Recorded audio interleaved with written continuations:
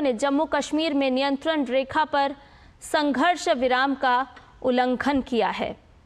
और इस पूरी खबर पर ताज़ा जानकारी के साथ हमारे संवाददाता विशाल बैरिस्टो श्रीनगर से हमारे साथ जुड़ गए हैं। ताज़ा अपडेट उनसे ले लेते हैं।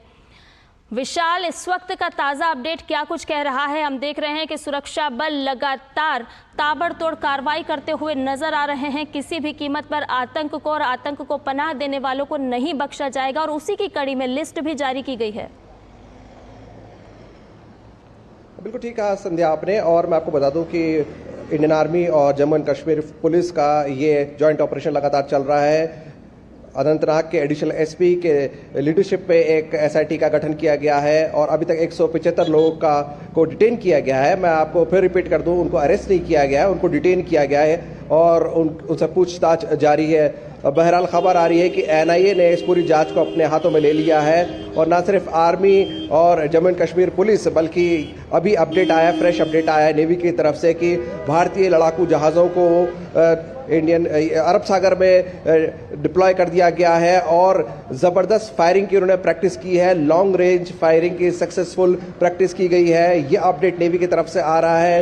तो भारत पूरी तरह से दबाव बनाए हुए है और जो हालात बनते चले जा रहे हैं उनको देखते हुए लगता है कि भारत जो पूरी तरह से जंग के लिए तैयार है, क्योंकि पाकिस्तान ने यह ऑफर किया था, पाकिस्तान के प्राइम मिनिस्टर ने ऑफर किया था कि हम न्यूट्रल जांच के लिए तैयार हैं, जिसको हमारी सेंट्रल गवर्नमेंट के अलावा जम्मू कश्मीर के चीफ मिनिस्टर उमर अब्दुल्ला ने भी खारिज कर दिया है। अब दबाव पाकिस्तान की तरफ के और बढ़ता चला जा रहा है।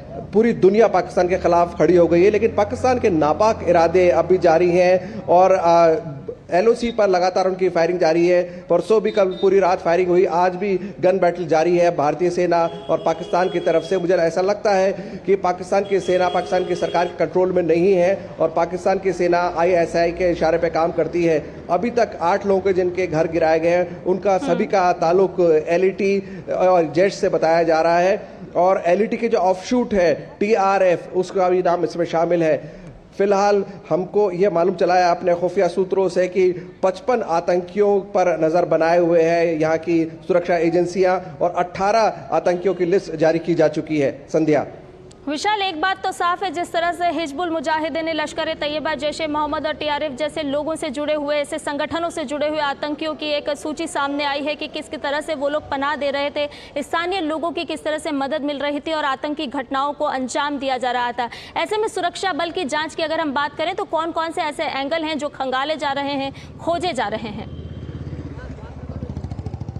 देखिए, जब हम बात करते हैं कि लोकल हेल्प की तो ये जाहिर सी बात है, बिना स्थानीय मदद के ये पॉसिबल नहीं है, क्योंकि आतंकी कैसे आए और कैसे वो उन्होंने यूनिफॉर्म धारण किया जो जिसको हम कैमाफ्लाज फटीक कहते हैं, उसमें उन्होंने गोलियां बरसानी शुरू कर दी। तो लोकल हेल्प ज़रूर उनको मिली है। यही वजह है कि 175 लोगों को डिटेन किया गया है, जिनसे पूछताछ जारी है और ये पूछताछ आगे भी जारी रहेगी। बहुत सी इंफॉर्मेशन जुटाई गई है, इसमें आर्टिफिशियल इंटेलिजेंस का सहारा लिया जा रहा है और आर्टिफिशियल इंटेलिजेंस के जरिए जो भी प्रूफ जमा किए जा रहे हैं, जो भी तस्वीरें जमा की जा रही है, वीडियोस लिए जा रहे हैं, उनका एनालिसिस किया जा रहा है। लेकिन भारतीय जो हमारी इंफॉर्मेशन ब्रॉडकास्टिंग मिनिस्ट्री है उसने भी मीडिया को एडवाइजरी जारी की है कि किसी भी ऑपरेशन का लाइव कवरेज ना करें और एहतियात बरतें, क्योंकि इससे ऑपरेशन पर असर पड़ सकता है। कि दुश्मन हमारे चैनल्स पर लगातार नजरें बनाए हुए हैं कि किस तरह के कार्रवाई की रिपोर्टिंग की जा रही है। तो मैं आपको ये बता दूं कि फिलहाल जो है ऑपरेशन तेज कर दिया गया है, ना सिर्फ जमीन पर बल्कि